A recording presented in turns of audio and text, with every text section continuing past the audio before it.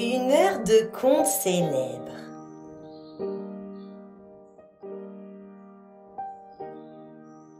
La Belle au bois dormant. Il était une fois un roi et une reine qui vivaient à un château. Ils attendirent si longtemps d'avoir un enfant que finalement naquit une fille.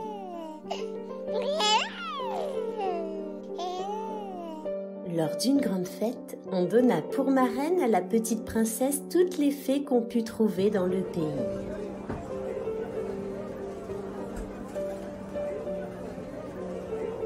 Chacune d'elles avait un don et le transmit à l'enfant. « Tu seras la plus belle du royaume. Tu chanteras comme un rossignol. » Et les fées continuaient de défiler devant le landau. La petite fille était alors si parfaite. Et lors du repas, on vit entrer une vieille fée.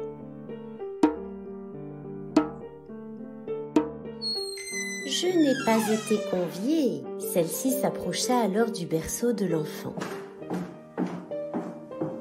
Elle leva sa baguette et promit à la princesse qu'elle se percerait la main d'un fuseau et qu'elle en mourrait. À ce moment, le tonnerre retentit et la méchante fée disparut dans l'obscurité du château. « Rassurez-vous, roi et reine, votre fille n'en mourra point. Il est vrai que je n'ai pas assez de puissance pour défaire le mauvais sort. La princesse se percera la main d'un fuseau, mais au lieu d'en mourir, elle tombera seulement dans un profond sommeil qui durera 100 ans, au bout desquels le fils d'un roi viendra la réveiller. » La princesse grandit et le roi défendait à toute personne de posséder un fuseau. Un beau jour, le roi et la reine s'absentèrent.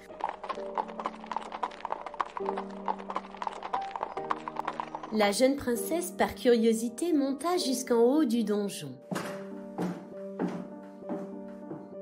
Une vieille dame était seule à filer sa quenouille. « Oh, que c'est joli, puis-je essayer ?» Elle prit le fuseau, s'en perça la main et tomba évanouie. La vieille dame cria au secours. « À l'aide! À l'aide !» Le roi et la reine revinrent de leur promenade. Au chevet de leur fille, ils se souvinrent de la prédiction des fées. La princesse était endormie. Le roi et la reine défendèrent quiconque de s'approcher de la princesse afin de la préserver. Et pour ce faire, la fée fit pousser une forêt impénétrable tout autour du château.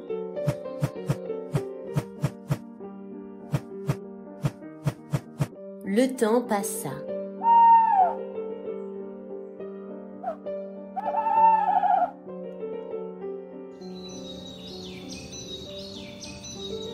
Et au bout de 100 ans, un prince d'un village voisin partit en forêt. Il vit au loin la pointe du château et demanda à son serviteur ce que c'était. Celui-ci répondit selon qu'il en avait tout y dire qu'il y avait plus de 50 ans dans ce château une princesse, qu'elle y devait dormir 100 ans et qu'elle serait réveillée par le fils d'un roi à qui elle était promise. Le jeune prince, bien curieux, s'avança vers le bois. Tous les arbres, ronces et épines s'écartèrent d'eux-mêmes pour le laisser passer. Il entra dans le château et traversa plusieurs chambres. Il pénétra finalement dans une chambre et il vit sur le lit une jeune princesse. Il s'approcha doucement et se mit à genoux auprès d'elle.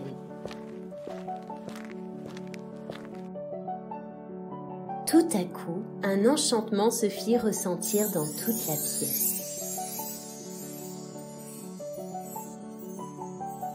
La princesse ouvrit les yeux.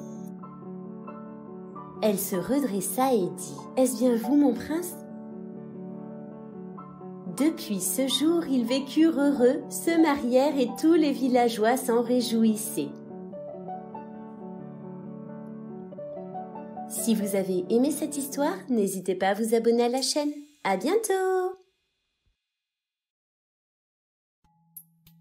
Blanche-Neige et les 7 nains. Il était une fois une reine, assise sur un banc un beau jour d'hiver, qui regardait voler les flocons. Lorsque tout à coup, 3 gouttes de sang tombèrent du ciel sur la neige. Elle se dit alors, si seulement j'avais un enfant aussi blanc que la neige, avec des cheveux aussi noirs que le bois de la forêt. Peu de temps après, une fille naquit. Elle était blanche comme la neige, ses cheveux étaient noirs comme de l'ébène. On l'appela Blanche-Neige. Mais la reine mourut en lui donnant le jour. Au bout d'une année, le roi épousa une autre femme qui possédait un miroir magique. Seule dans la chambre, elle l'appelait « Miroir, miroir joli, qui est la plus belle au pays ?» Le miroir répondait « Madame la reine, vous êtes la plus belle au pays. » Blanche-Neige, cependant, grandissait et devenait de plus en plus belle.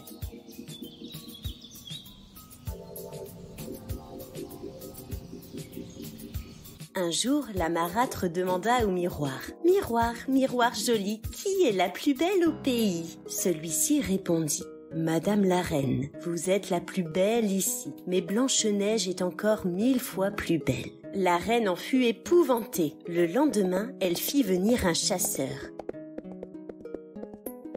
Elle lui dit « Emmène l'enfant dans la forêt, je ne veux plus la voir. » Et tue-la. Le chasseur obéit et conduisit Blanche-Neige dans le bois. Mais ne pouvant se soumettre aux ordres de la reine, il ordonna à la jeune fille de s'enfoncer au plus profond de la forêt et de ne jamais rentrer. De retour au château, le chasseur présenta à la reine comme preuve de la mort de Blanche-Neige un cœur de cerf. La marâtre en était persuadée, celui-ci appartenait à Blanche-Neige. Et pendant ce temps, la pauvre petite était seule au milieu des bois. Elle marcha longuement jusqu'à apercevoir une petite maison. Dans la maisonnette, tout était minuscule. On y voyait une petite table avec 7 petites assiettes et 7 lits. Blanche-Neige avait si faim qu'elle dévora les assiettes. Et fatiguée, elle alla se coucher et s'endormit.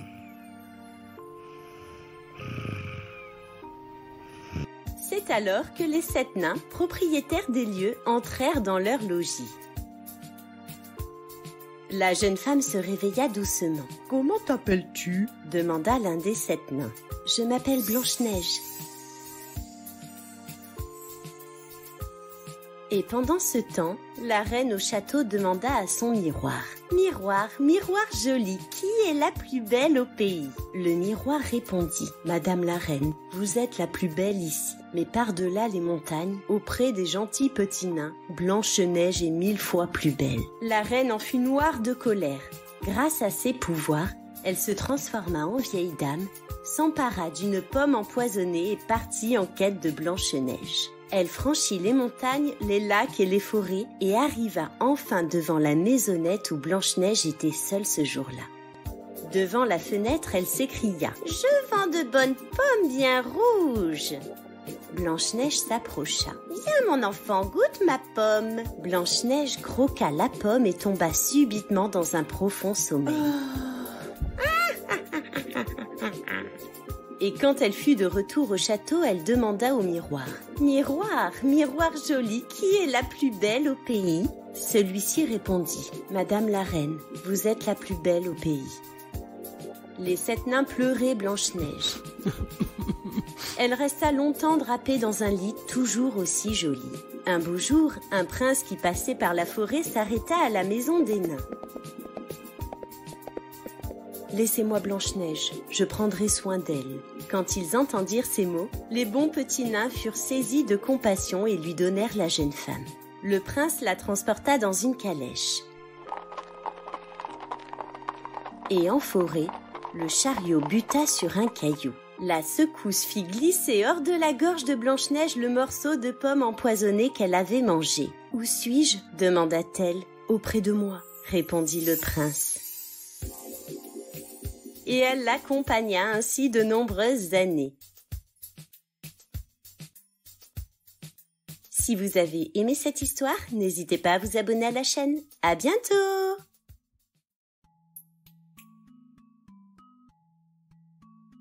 Peter Pan. Il était une fois 3 enfants habitant une belle maison dans une grande ville. Wendy, l'aîné de la famille, et ses 2 jeunes frères, Jean et Michel, dormaient dans la même chambre.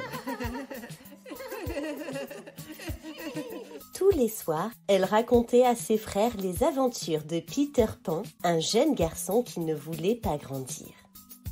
Elle était convaincue que ce personnage existait et elle en avait la preuve dans le tiroir de sa commode. Par une belle nuit, alors que les enfants dormaient paisiblement, Peter Pan vint discrètement leur rendre visite. Il entra dans la chambre, mais celui-ci fut rapidement poursuivi par Nana, la chienne de la famille. En partant, il oublia son ombre. Un soir, les parents des 3 enfants étaient de sortie.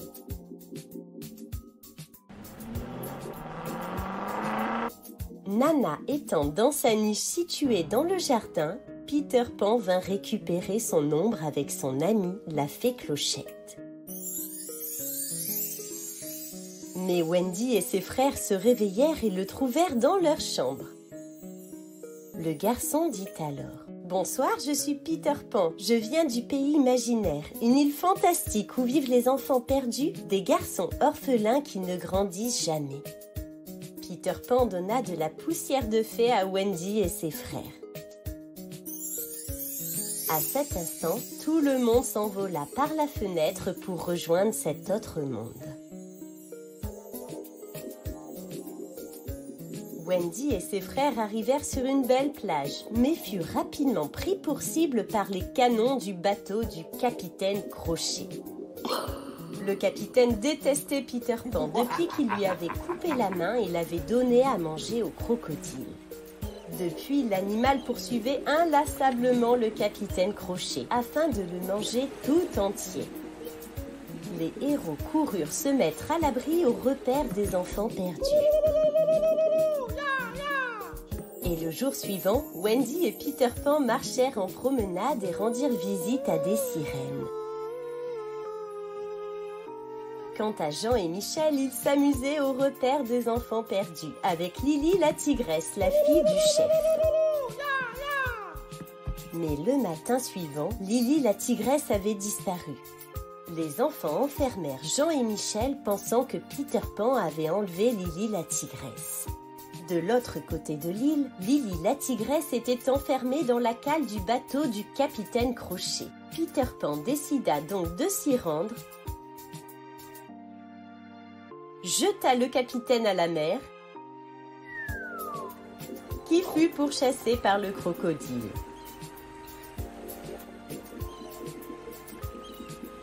Puis il libéra la petite fille. Il retourna au village des enfants et organisèrent alors une grande fête. Mais il était à présent temps pour Wendy et ses frères de rentrer chez eux. Au même moment, les parents de Wendy, Jean et Michel rentrèrent à la maison.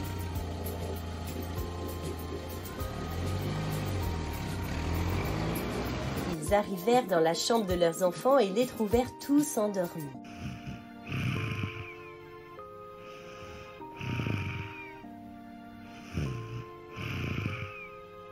Au moment d'aller se coucher, Wendy réveillée arriva.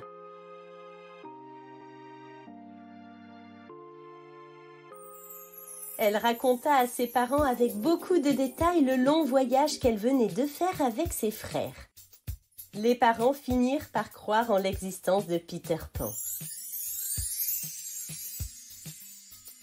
Et depuis ce jour, ils décidèrent alors d'adopter tous les enfants perdus orphelins.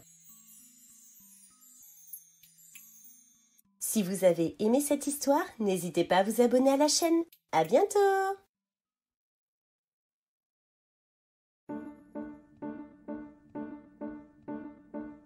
Boucle d'or et les 3 ours. Il était une fois une petite fille qui habitait tout près de la forêt. Elle avait les cheveux si blonds et si bouclés qu'on l'appelait Boucle d'or. Dans la forêt, près de la maison de Boucle d'Or, vivait une famille ours. Il y avait le grand ours, le moyen ours et le petit ours. Comme il faisait très beau ce jour-là, et parce que la soupe était bien trop chaude pour être mangée de suite, les 3 ours décidèrent de faire une petite promenade en attendant que le déjeuner refroidisse. Ils laissèrent derrière eux la porte de la maison entr'ouverte. Boucle d'Or ce jour-là avait aussi eu l'envie de se promener en forêt. Chemin faisant, elle arriva près de la maison des 3 ours. Alors, comme elle était curieuse de savoir qui pouvait vivre ici, elle s'avança doucement et entra.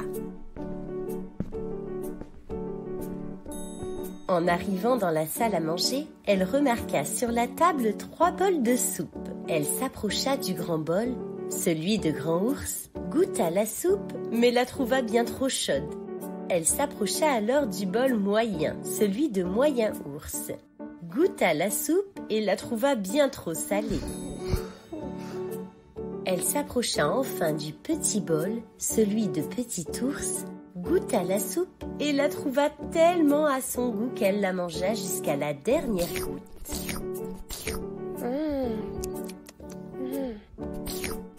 Elle arriva ensuite dans le salon pour y découvrir 3 chaises. Elle voulut s'asseoir sur la grande chaise, celle du grand ours, mais la trouvait bien trop haute. Elle s'assit alors sur la chaise moyenne, celle de moyen ours, mais la trouvait trop bancale.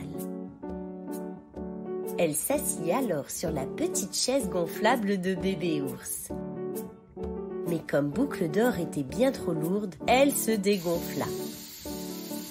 Ce n'est pas grave, continuons la visite, se dit-elle. Elle vit alors un escalier au bout de la pièce et entreprit de le monter. Arrivée en haut, elle vit une grande chambre à coucher dans laquelle se trouvait un immense lit. Elle s'assit donc sur celui de grand ours, mais elle le trouvait bien trop dur. Elle ouvrit la porte de la seconde chambre pour y découvrir un lit de taille moyenne. Elle monta dessus, mais elle le trouvait beaucoup trop mou. Enfin, elle entra dans la 3e chambre et se coucha sur le petit lit, celui de petit ours. Et elle le trouvait tout à fait comme il faut. Elle s'endormit aussitôt. Les 3 ours, comme ils avaient terminé leur petite promenade, rentrèrent à la maison. J'ai faim! Le grand ours, voyant son bol, s'écria « Quelqu'un a touché à ma soupe !» Le moyen ours, voyant son bol, s'exclama « Quelqu'un a aussi touché à ma soupe !» Le petit ours, regardant son bol, dit « Et quelqu'un a mangé toute ma soupe !» Le grand ours avança dans la pièce et vit sa chaise. « Quelqu'un s'est assis sur ma chaise !» Le moyen ours, s'avançant alors vers la sienne, affirma « Quelqu'un s'est aussi assis sur ma chaise !» Et le petit ours, comme il se doit, s'approchant à son tour, pleurnicha. « Et quelqu'un a dégonflé ma chaise gonflable !» D'un pas décidé, le grand ours se dirigea vers l'escalier qu'il grimpa 4 à 4, suivi par le moyen ours et le petit ours. Le grand ours, une fois dans la chambre, avança vers son lit. « Quelqu'un s'est couché sur mon lit !» Le moyen ours, s'approchant ainsi de sa chambre, dit « Quelqu'un s'est également couché sur mon lit !» Et tous 3 se dirigèrent vers la chambre du petit ours. Petit ours s'étonna alors. « Il y a quelqu'un sur mon lit !» Boucle d'Or, réveillée par la voix des ours, ouvrit les yeux et vit les 3 ours penchés au-dessus d'elle. Elle eut très peur, sauta du lit et dévala les escaliers à toute vitesse. Elle traversa la forêt et courut jusque chez elle. Les 3 ours ne la revirent plus jamais. Si vous avez aimé cette histoire, n'hésitez pas à vous abonner à la chaîne. À bientôt! Aladin et la lampe merveilleuse. Il était une fois dans le lointain pays du côté où le soleil se lève, une veuve qui avait un fils du nom d'Aladin. Ils étaient très pauvres et pendant que sa mère s'éreintait au travail, Aladin passait son temps à vagabonder dans les rues du village. Un après-midi, alors qu'il était sur la place du village, un mystérieux étranger s'approcha de lui. « Bonjour mon garçon, aimerais-tu gagner beaucoup d'argent? 100 roupies. »« Oh oui monsieur, je ferai n'importe quoi pour ramener autant d'argent à ma mère. » « Alors écoute Aladin, il te suffira de passer par une trappe trop petite pour moi et me rapporter une vieille lampe. » Aladin suivit donc l'homme jusqu'à un endroit très éloigné du village.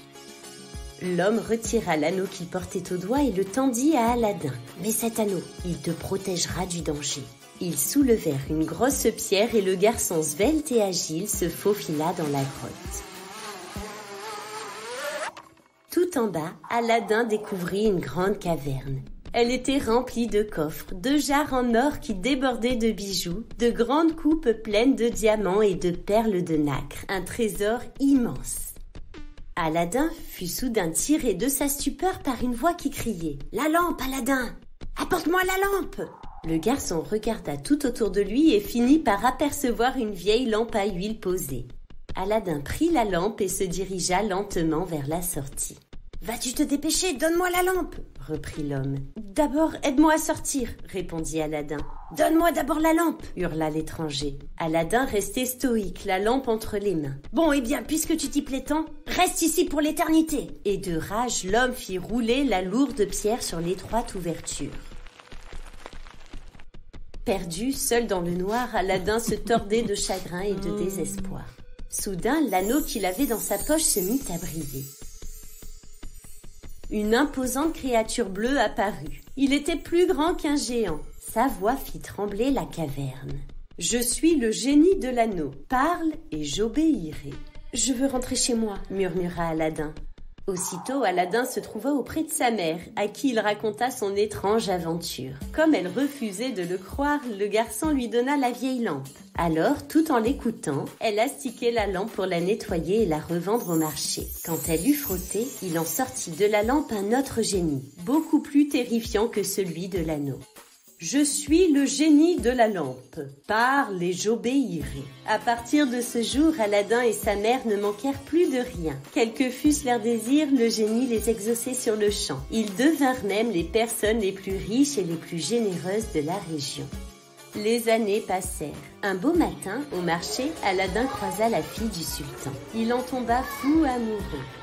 Le sultan finit par accorder la main de la princesse à Aladin. Il y eut un somptueux mariage, puis Aladin et la princesse s'en allèrent habiter un magnifique palais que le génie avait fait surgir dans la nuit.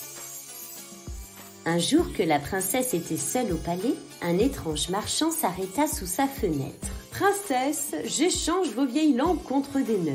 criait-il. La princesse le prit pour un fou. Mais comme il insistait et qu'elle ignorait le secret du génie, elle alla chercher la vieille lampe et l'échangea au marchand. Aussitôt entre les mains, le magicien frotta la lampe et sous le regard effrayé de la princesse fit apparaître le génie. « Je suis le génie de la lampe. Parle et j'obéirai. Je suis le magicien noir, ton nouveau maître. Tu dois m'obéir en tout. » Puis le magicien ordonna au génie de les transporter, lui, la princesse et le palais, dans un pays très lointain au-delà des mers. La disparition de sa dulcinée plongea Aladin dans une grande tristesse. Le sultan, voyant que le palais et sa fille avaient disparu, commanda que l'on jette Aladin dans un cachot. Attendez, non, non. Dans le sombre cachot, en se tordant les mains de désespoir, Aladin se souvint de l'anneau qu'il avait dans la poche. Une fois encore, il eut recours au génie de l'anneau. « Génie, emmène-moi où se trouve ma bien-aimée. Je ne peux vivre sans elle. » En un éclair, Aladin se retrouva dans la cuisine de son palais. Devant lui, la princesse préparait le repas du magicien. « Vite, mon amour, prends cette poudre et mets-la dans le repas du magicien. Aie confiance en moi. » Ainsi, on entendit bientôt les ronflements du mauvais magicien vaincu par les somnifères. Toute la ville célébra le retour d'Aladin et de la princesse par de grandes fêtes qui durèrent tout un mois. Quant au méchant magicien, il fut chassé du royaume et l'on n'entendit plus jamais parler de lui. Si vous avez aimé cette histoire, n'hésitez pas à vous abonner à la chaîne. À bientôt! Cendrillon. Il était une fois un gentilhomme qui vivait avec une méchante femme. Elle avait 2 filles qui ressemblaient terriblement à leur mère. Le gentilhomme avait de son côté une jeune fille d'une douceur et d'une bonté sans limite. La belle-mère chargeait sa pauvre belle-fille des tâches de la maison, nettoyage, vaisselle et repas.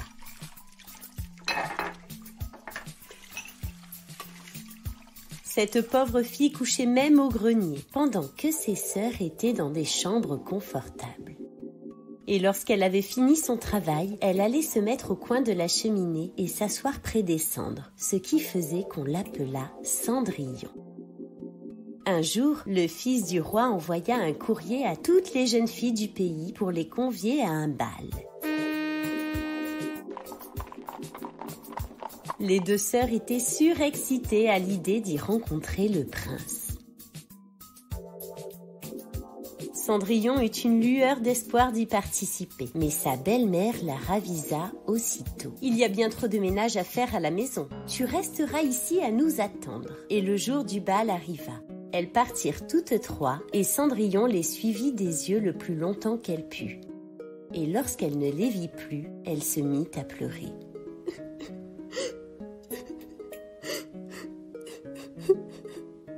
Sa marraine, qui la vit tout en pleurs, lui demanda ce qu'elle avait. « Je voudrais bien aller au bal, marraine. »« Dans ce cas, je t'y ferai aller. Va dans le jardin et apporte-moi une citrouille. » Cendrillon alla aussitôt cueillir une citrouille et la porta à sa marraine. Celle-ci la frappa de sa baguette et la citrouille fut aussitôt changée en beau carrosse. Ensuite, elle trouva 3 souris et d'un coup de baguette, les souris étaient aussitôt changées en beaux chevaux et un cocher. La fée dit alors à Cendrillon « Eh bien voilà de quoi aller au bal ?» Mais Cendrillon regarda ses vilains habits. Sa marraine ne fit que la toucher avec sa baguette et ses habits furent changés en une belle robe la plus jolie du monde. « Avant toute chose, ne dépasse pas minuit, » dit sa marraine. Cendrillon monta en carrosse et elle partit.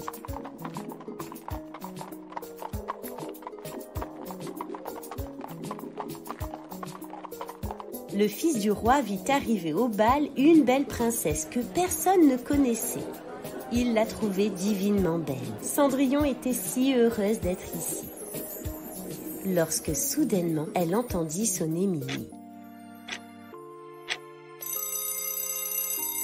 Elle s'en alla le plus vite qu'elle put. Le prince la suivit, mais il ne put la rattraper. Elle laissa tomber une de ses pantoufles que le prince ramassa.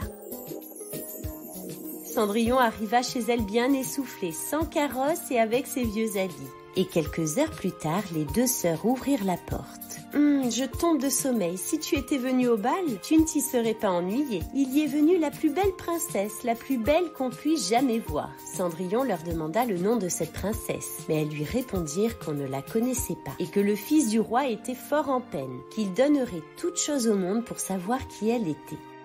Elles dirent vrai, car peu de jours après, le fils du roi fit publier qu'il épouserait celle dont le pied serait juste à la pantoufle. On commença à l'essayer aux princesses et à toute la cour. En vain, on l'apporta chez les 2 sœurs, mais il leur était impossible de faire rentrer leurs pieds dans la pantoufle. Cendrillon, qui les regardait, dit alors « Puis-je l'essayer ?» Ces 2 sœurs se mirent à rire et se moquer d'elle. Le gentilhomme fit asseoir Cendrillon, lui enfila la pantoufle, elle y rentrait sans peine. L'étonnement des 2 sœurs fut grand. Là-dessus arriva la marraine qui, ayant donné un coup de sa baguette sur les habits de Cendrillon, les fit devenir une belle robe. Alors ces 2 sœurs la reconnurent pour la belle personne qu'elles avaient vue au bal. Elles se jetèrent à ses pieds pour lui demander pardon de tous les mauvais traitements qu'elle lui avait fait souffrir. Cendrillon leur pardonna de bon cœur. On la mena chez le prince, parée comme elle était. Il la trouva encore plus belle que jamais, et peu de jours après, il l'épousa. Cendrillon était désormais heureuse et aimée de son tendre mari. Si vous avez aimé cette histoire, n'hésitez pas à vous abonner à la chaîne. À bientôt!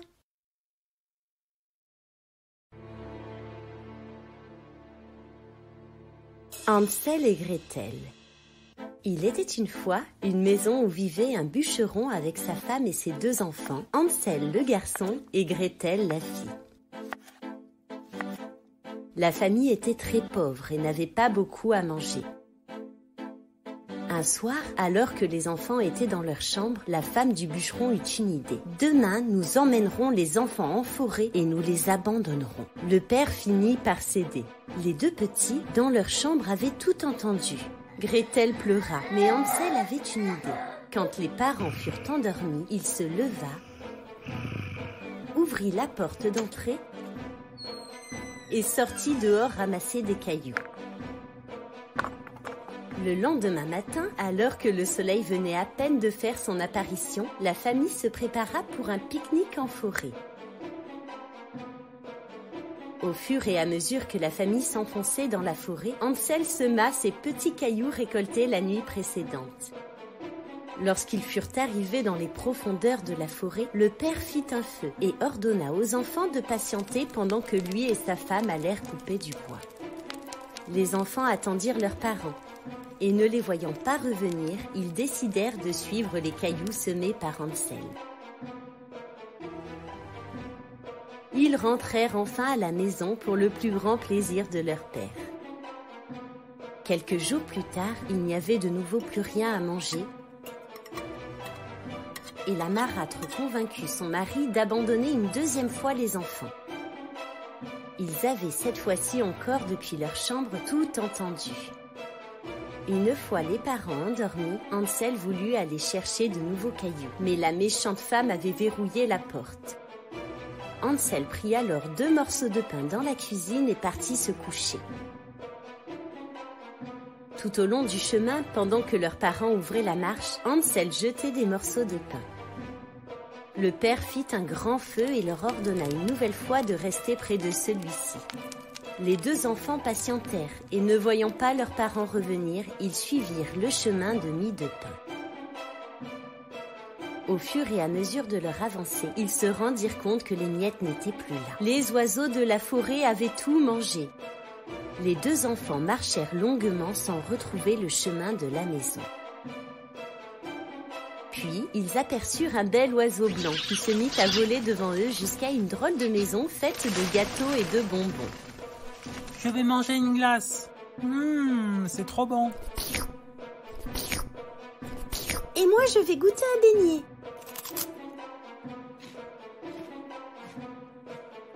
Une vieille dame arriva et les invita à entrer.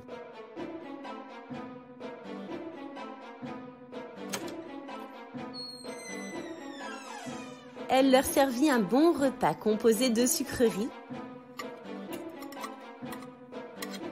et leur prépara 2 lits bien douillés. Hansel et Gretel furent comblés de joie. Mais cette vieille dame d'apparence gentille était en réalité une méchante sorcière qui détestait les enfants.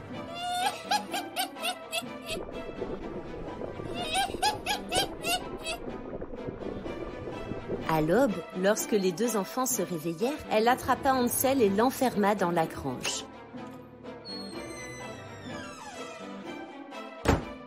Pendant plusieurs jours, elle prépara de bons repas à Hansel afin de l'engraisser. Le jour où elle voulut le manger arriva. La sorcière passa la tête dans le four pour vérifier les mesures. Soudain, Gretel la poussa vivement à l'intérieur du four, referma la porte et libéra son frère. Avant de sortir de la maison de la sorcière, ils entrèrent dans la chambre et y découvrirent un trésor. Ils s'en emparèrent et prirent la route pour rentrer chez eux. En voyant leur père, ils étaient fous de joie. Le bûcheron avait été très triste après leur départ. Il avait perdu sa femme peu de temps après. Les 2 enfants lui montrèrent les diamants trouvés par centaines. Ils pouvaient tous être rassurés maintenant. Un bel avenir se présentait à eux. Si vous avez aimé cette histoire, n'hésitez pas à vous abonner à la chaîne. À bientôt!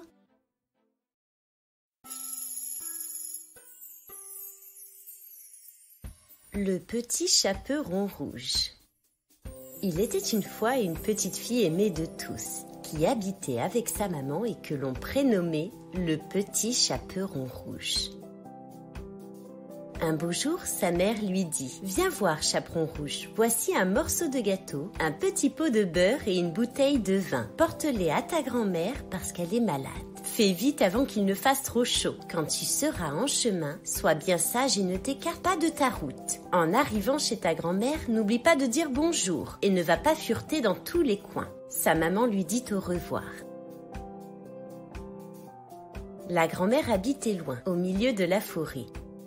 Lorsque le petit chaperon rouge entama son périple dans la forêt, elle y rencontra le loup. « Bonjour, chaperon rouge. » dit le loup. « Où donc vas-tu si tôt, chaperon rouge ?»« Bonjour, loup, chez ma grand-mère. Je lui apporte du gâteau, un petit pot de beurre et du vin. Cela fera du bien à ma grand-mère qui est malade. »« Et où habite ta grand-mère, chaperon rouge ?»« Oh, à un bon quart d'heure de marche dans la forêt. Sa maison se trouve sous les 3 gros chênes, » dit le chaperon rouge qui ne se méfiait pas du tout. « Regarde ces belles fleurs autour de nous. Va donc les cueillir pour offrir un bon gros bouquet à ta grand-mère. » Le petit chaperon rouge pensa alors. Si j'apportais à ma grand-mère un beau bouquet de fleurs, ça lui ferait tellement plaisir. Et il est encore très tôt, j'arriverai bien à l'heure. Elle quitta le chemin, pénétra dans le bois et cueillit des fleurs. Et chaque fois qu'elle en cueillait, elle se disait « Là, j'en vois une plus belle !» De fleur en fleur, le petit chaperon rouge s'enfonçait toujours plus profondément dans la forêt.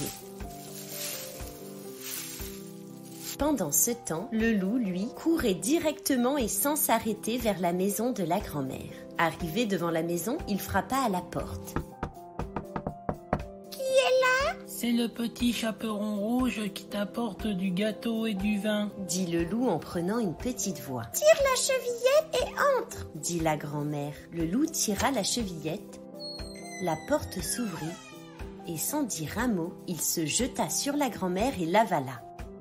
Il se coucha dans son lit et tira les rideaux. Et c'est à ce moment que le petit chaperon rouge arriva. « Bonjour, mère grand, c'est moi le chaperon rouge. Je t'apporte du gâteau et du vin. »« Mais mère grand, que tu as de grandes oreilles !»« C'est pour mieux t'entendre, mon enfant. » En s'approchant, elle se rendit compte que sa grand-mère avait d'énormes mains velues. Mais mère grand, que tu as de grandes mains !»« C'est pour mieux te câliner, mon enfant. » En s'attardant davantage, le petit chaperon rouge se rendit compte de ses dents fort pointues. « Mais mère grand, que tu as de grandes dents !»« C'est pour mieux te manger, mon enfant. » Et le loup sauta ainsi sur la fillette et n'en fit qu'une bouchée. Un chasseur passait justement devant la maison. Il se dit « Comme cette vieille femme ronfle, il faut que je voie si elle a besoin de quelque chose. » Il entra dans la chambre et quand il arriva devant le lit, il vit que c'était un loup qui y était couché. « Ah, c'est toi, bandit. Voilà bien longtemps que je te cherche. » Le chasseur pensa que le loup pourrait bien avoir avalé la grand-mère et la fillette et qu'il serait peut-être encore possible de les sauver. Il ouvrit le ventre du loup, endormi avec des ciseaux. À peine avait-il donné quelques coups de ciseaux qu'il aperçut le petit chaperon rouge et sa grand-mère. Le petit chaperon rouge se hâta de chercher de grosses pierres.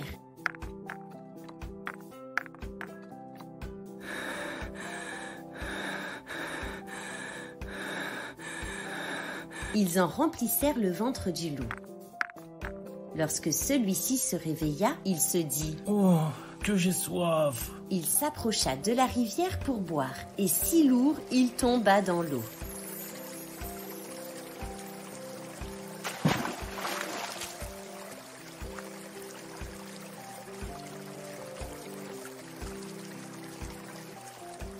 Le petit chaperon rouge avait appris la leçon. Je ne quitterai plus jamais mon chemin pour aller me promener en forêt, quand ma mère me l'aura interdit.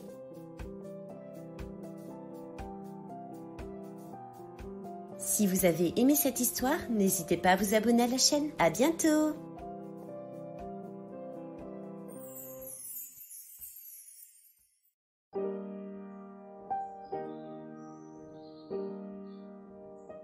Pierre et le loup.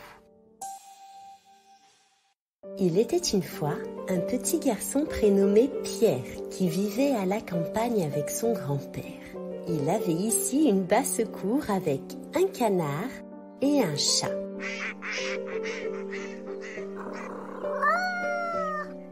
Son grand-père avait pour habitude de toujours fermer les portes et fenêtres de la maison, ainsi que le portail, car le loup rôdait dans la forêt. Un beau jour, il omit de fermer le portail du jardin, et le canard profita de l'occasion pour aller nager dans la mare qui se trouvait à l'orée du bois.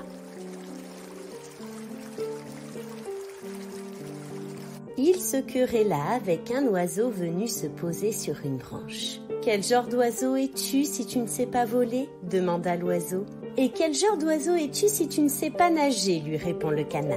À ce moment, le chat s'approcha. Pierre, depuis la maison, entendit les animaux proches de la mare. Il s'approcha de la fenêtre et quelle surprise! Ils étaient en dehors du périmètre autorisé. Il sortit de la maison et s'avança vers le point d'eau. Le chat, très surpris, sauta par-dessus le canard et grimpa dans l'arbre. L'oiseau s'envola aussitôt jusqu'à se poser sur la tête du félin. Le grand-père de Pierre arriva à son tour. Il lui dit « Mon garçon, tu as enfreint les règles. Je t'avais dit de ne pas te rendre plus loin que la clôture de la maison. » Il ramena Pierre à la maison et referma les portes et fenêtres par peur que le loup ne surgisse. Et c'est ce qui arriva. À la nuit tombée, le loup rôdait non loin de là. L'oiseau et le chat étaient hissés dans les arbres, mais le pauvre petit canard, tout pâteau, fut avalé par le loup. Pierre soupa avec son grand-père.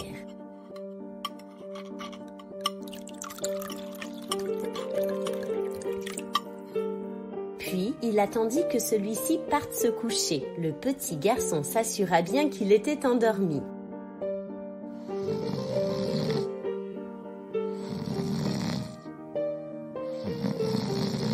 Puis il ouvrit la porte et sortit de la maison pour aller chasser le loup.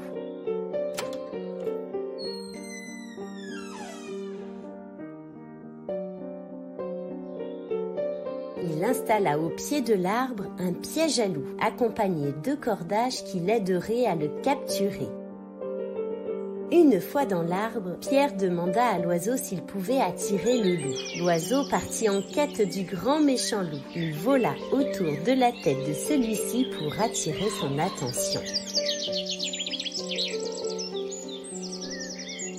Pierre attendit patiemment que le loup ne s'approche.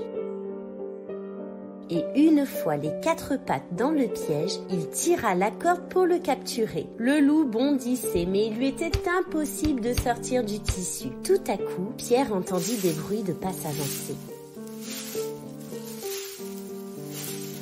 Des promeneurs sortaient de la forêt. L'oiseau s'envola leur dire qu'un loup s'y trouvait.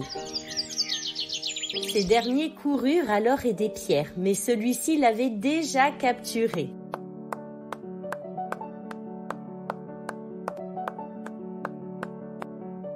Tous ensemble, ils entamèrent une marche triomphale pour emmener le loup au jardin zoologique.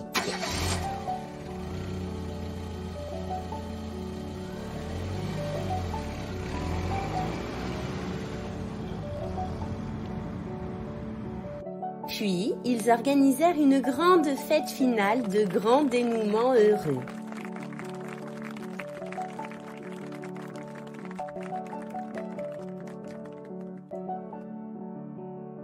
Si vous avez aimé cette histoire, n'hésitez pas à vous abonner à la chaîne. À bientôt!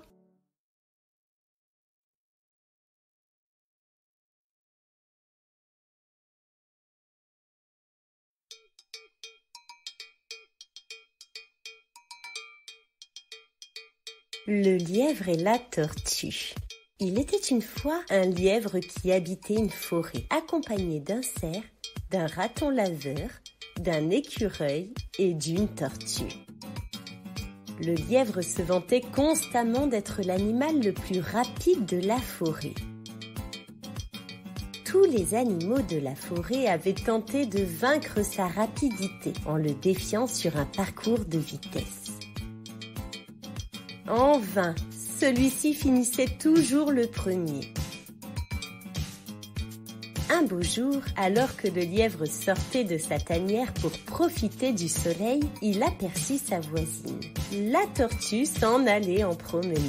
Il se moqua d'elle et se mit à rire de sa lenteur. « Mais que tu es lente, chère tortue. Je crois qu'il n'y a pas d'animal plus lent que toi. » La tortue avait l'habitude d'ignorer ses remarques, mais aujourd'hui, elle fut agacée par ses bêtises. Elle lui répondit que si c'était ce qu'il pensait, alors elle ferait la course avec lui, afin de voir qui sera le plus rapide des deux. Le lièvre partit s'en amuser et accepta bien volontiers le défi. « Une course avec toi ?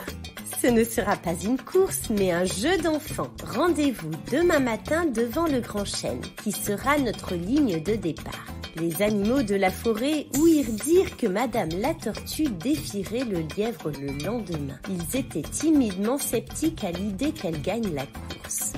Et le jour suivant, au petit matin, on annonça aux habitants de la forêt que c'était le jour de la course. Le lièvre et la tortue se rendirent devant le Grand Chêne, lieu de départ. Le lièvre était si confiant qu'il se pavanait et dansait devant la foule. Le signal ne tarda guère. 3, 2, 1... Partez! Les deux commencèrent à courir. Le lièvre courut aussi vite que l'éclair. Et lorsqu'il ne vit plus la tortue derrière lui, il ralentit le pas. Il n'était absolument pas pressé. Il était tellement sûr de gagner. C'était de loin le plus rapide de la forêt. Il sauta ainsi dans les champs et dégusta un trèfle tendre. Comme il ne voyait toujours pas Madame la Tortue arriver, il décida de se reposer quelques instants le long de la route. Il ferma les yeux et s'endormit. Pendant ce temps, la tortue continuait son chemin. Elle savait que sa démarche était lente. Elle avançait un pas à la fois, fixait la route et ne s'arrêtait pas. Elle passa devant le champ où le lièvre s'était endormi et le dépassa.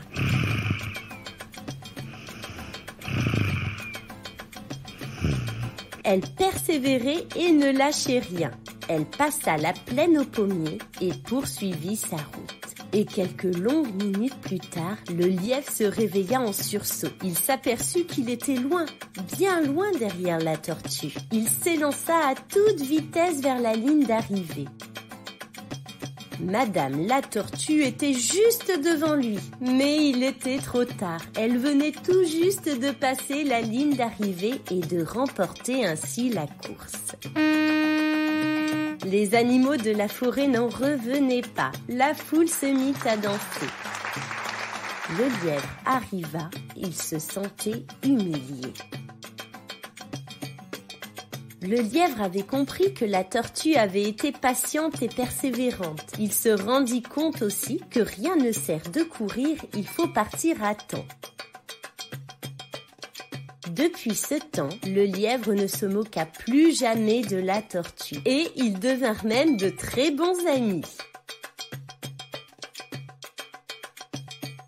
Si vous avez aimé cette histoire, n'hésitez pas à vous abonner à la chaîne. À bientôt!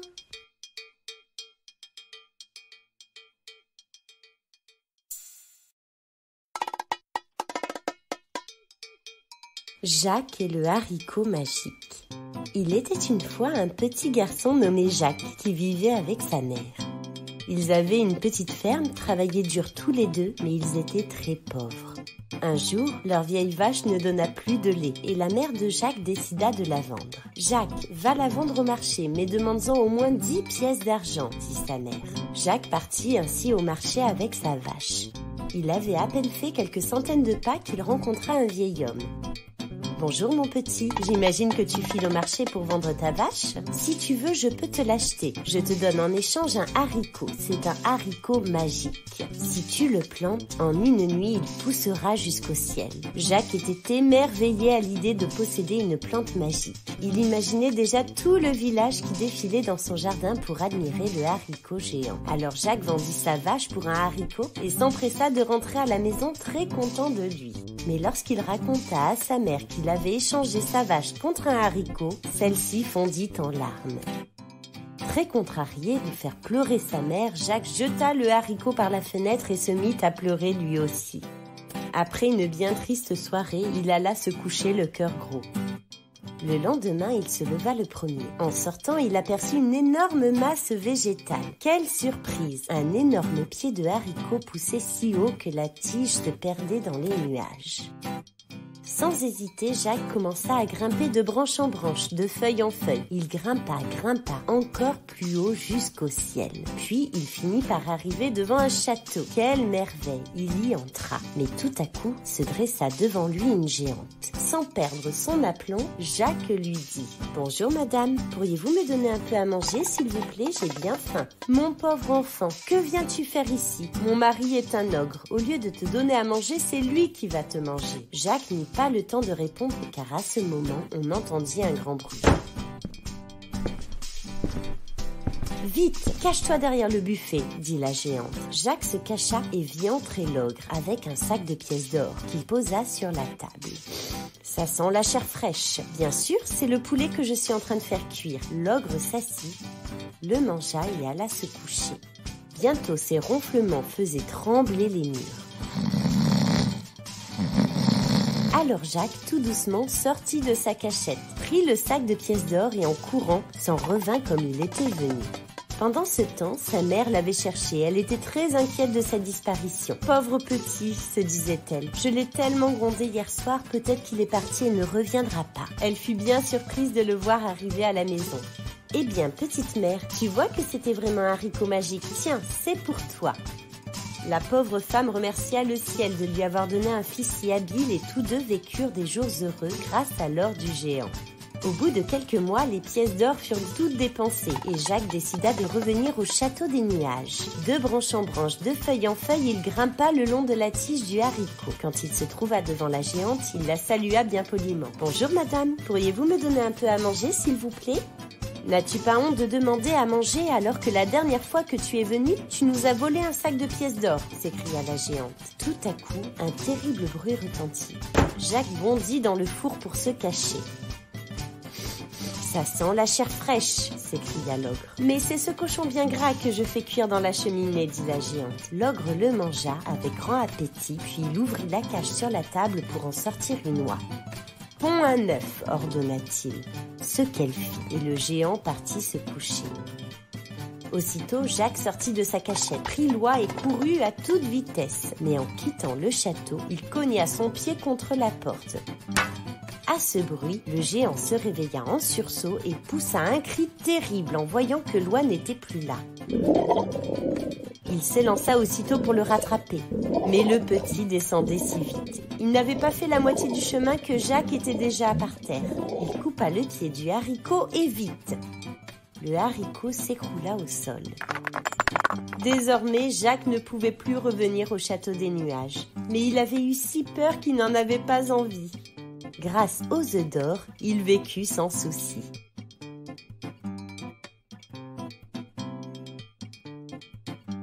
Si vous avez aimé cette histoire, n'hésitez pas à vous abonner à la chaîne. À bientôt!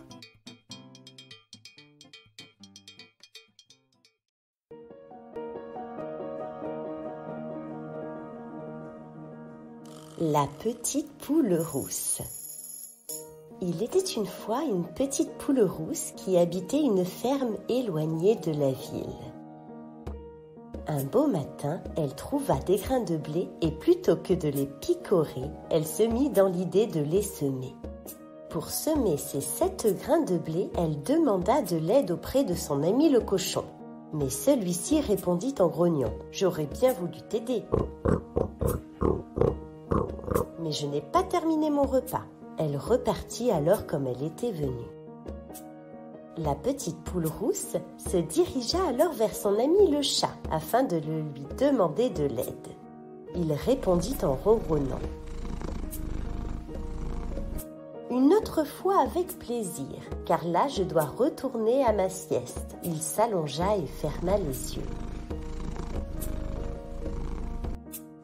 La petite poule rousse s'avança alors vers son ami le canard, mais celui-ci cancana. Impossible pour moi, j'ai un rendez-vous très important.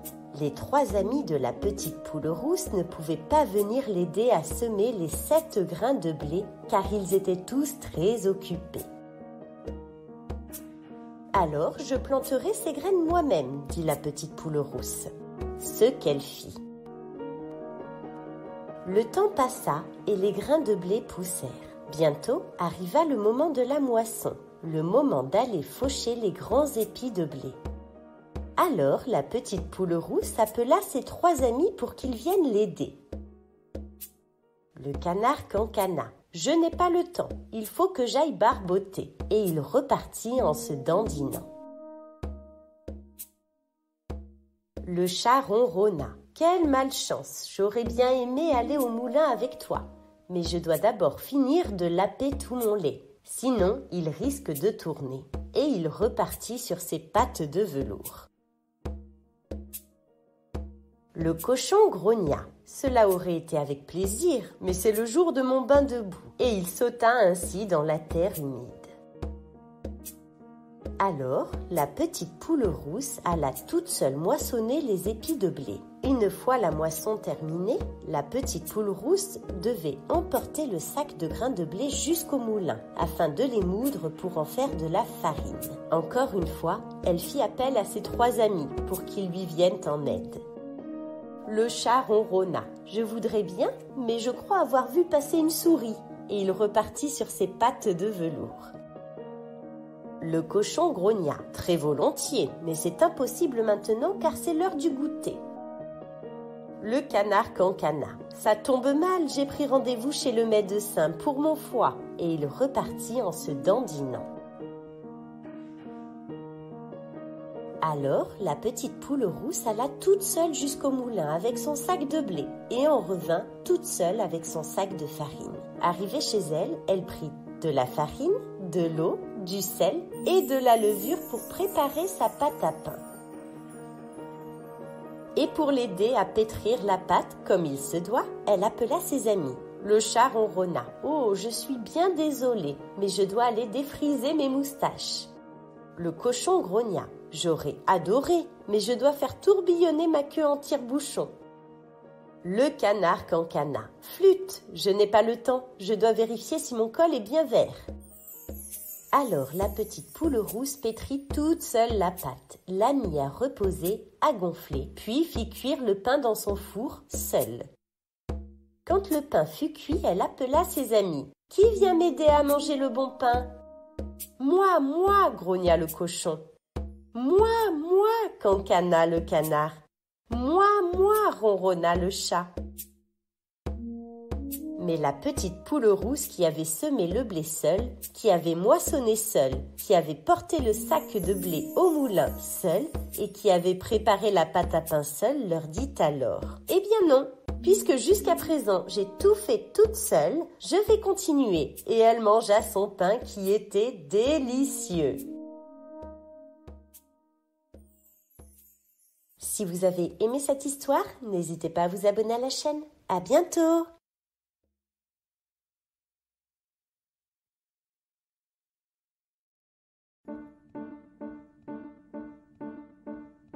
Les 3 petits cochons.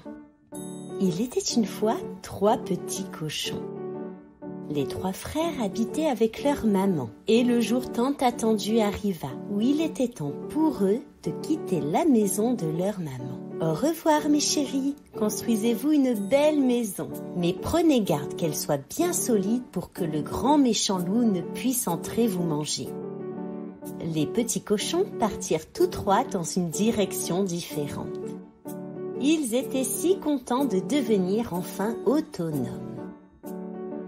Le premier arriva sur un grand champ et se construisit une maison de paille. Le deuxième partit en direction de la forêt et se construisit une maison tout en bois. Le dernier prit beaucoup plus de temps pour construire une belle et grande maison en briques. Les deux premiers petits cochons avaient déjà terminé leur ouvrage. Ils vaquaient à leur loisir favori. La cuisine pour le premier et la chasse aux papillons pour le second. Puis, ils rendirent visite à leur grand frère. Celui-ci s'affairait toujours à la tâche. Ils se moquèrent de lui. « Mais tu n'as toujours pas fini ta maison? La mienne est terminée depuis un moment déjà. Et maintenant, je m'amuse, » lui dit le premier. « Oui, moi aussi, tu devrais lâcher tes briques et venir jouer avec nous, » gloussa le deuxième. Rira bien qui rira le dernier. Le travail est toujours récompensé, répondit le troisième petit cochon qui se remit aussitôt au travail. Et pourtant, ce dernier n'avait pas tort. Devinez qui observait les trois petits cochons derrière un buisson, en se léchant les babines. Le grand méchant loup. Il arriva chez le premier petit cochon et lui ordonna de lui ouvrir. Celui-ci, terrorisé, refusa. Le loup souffla alors sur sa maison en paille qui s'envola aussitôt. Le premier petit cochon désemparé s'enfuit alors chez son frère à la maison de bois. Il frappa si fort à la porte que son frère, surpris, lui ouvrit. Le loup venait de faire voler sa maison de paille qui n'était pas assez solide. Ils entendirent alors des pas s'avancer. Le loup s'approcha de la maison du deuxième petit cochon et ordonna qu'on le lui ouvre. Les deux petits cochons, sidérés, refusèrent. Et le loup souffla une première fois, mais la maison ne bougea pas. Il prit une grande aspiration et souffla un grand coup. La maison de bois s'envola. Les deux cochons s'enfuirent se réfugier chez leur grand frère. Le loup s'approcha de la maison de briques. Il souffla et souffla, encore et encore, mais la maison ne bougeait pas. « Vous ne vous en tirerez pas ainsi, » dit le loup en colère. « Je finirai bien par manger ces trois petits cochons, parole de loup. Je sais, je vais monter sur le toit et entrer par la cheminée. » Quand les trois petits cochons regardèrent par la fenêtre et virent le loup monter sur le toit, ils placèrent une énorme marmite remplie d'eau très chaude sur le feu ardent. Le loup arriva et tomba ainsi dans la marmite d'eau bouillante. Il se brûla si fort qu'il en écarquillait les yeux et en tirait la langue. Il ne lui prit pas quelques instants pour sortir de la maison en courant. Les petits cochons avaient appris la leçon. Rien ne sert de se précipiter. Il faut être minutieux et construire des bases solides. Ils décidèrent de s'installer tous les trois dans la maison de briques et ne revirent plus jamais le loup. Si vous avez aimé cette histoire, n'hésitez pas à vous abonner à la chaîne. À bientôt!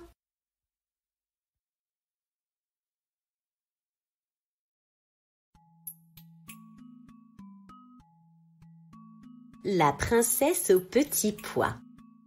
Il était une fois un prince qui voulait épouser une princesse authentique. Pour la trouver, il parcourait le monde entier.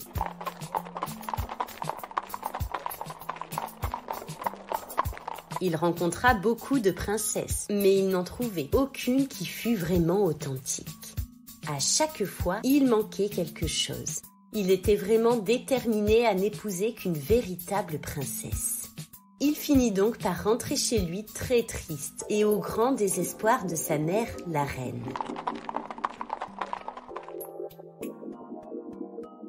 Un soir, un terrible orage éclata. La foudre et le tonnerre s'alternaient sans interruption et il pleuvait fort. Alors que le prince et sa mère soupaient au beau milieu de cette tempête, quelqu'un frappa à la porte du château. On vint ouvrir. Derrière la porte se trouva une pauvre fille. On la fit rentrer et on la réchauffa en allumant un bon feu de cheminée. « 'Vous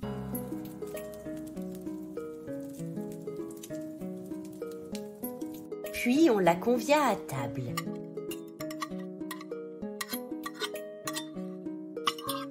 Et on lui demanda enfin qui elle était. Quels éclats de rire dans les cuisines quand elle prononça qu'elle était princesse.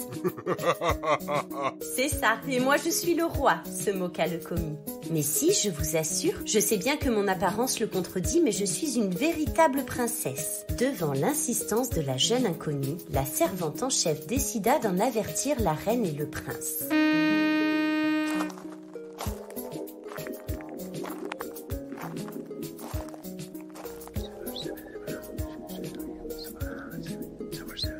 On amena bientôt la soi-disant princesse dans la salle du trône. Le prince était là. Dès qu'il la vit, si belle malgré ses vêtements en loques, il en tomba aussitôt éperdument amoureux. « Mère, je l'aime et je veux en faire mon épouse. »« Quoi ? Tu veux épouser cette souillon ? Il n'en est pas question. »« Mère, je vous en supplie, écoutez ce qu'elle dit. »« Tu prétends être princesse ? » dit la reine en se retournant vers la jeune fille et en la scrutant de la tête aux pieds. Et comment vérifier que tu dis la vérité ? Tout en réfléchissant, la reine continua d'observer la jeune fille. Il lui vint soudainement une idée. « Nous verrons cela demain, jeune fille. Tu tombes de sommeil. Nous allons te préparer une chambre. » La reine invita la prétendue princesse à prendre un bon bain chaud.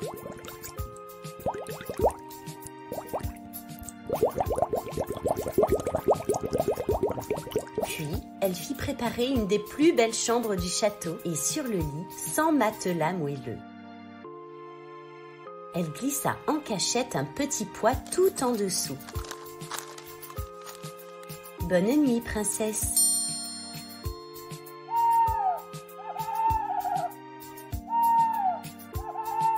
En croisant le prince dans les couloirs du château, elle lui dit « Une véritable princesse est si délicate qu'elle sentira le petit poids que j'ai glissé, même en dessous de 100 matelas. Nous en saurons la vérité. » Et le lendemain matin, au petit déjeuner, la reine et le prince, impatients, virent arriver une jeune fille très belle dans des vêtements neufs qu'on lui avait donnés. Elle était magnifique et le prince en tomba définitivement sous son charme. « As-tu passé une bonne nuit sous notre toit ?» demanda la reine. « Je vous remercie de votre hospitalité, » balbutia la princesse. « Mais pour vous dire, je n'ai pas fermé l'œil de la nuit. Il y avait d'horribles bosses dans mon lit qui m'ont labouré le dos. »« Mais alors tu es une vraie princesse ?» s'exclama la reine. « Ma princesse au petit pois » ajouta le prince. « Veux-tu m'épouser ?» Elle était si heureuse d'avoir trouvé son prince. Et quelques mois plus tard, ils se marièrent, puis eurent beaucoup d'enfants et vécurent heureux jusqu'à la fin de leurs jours.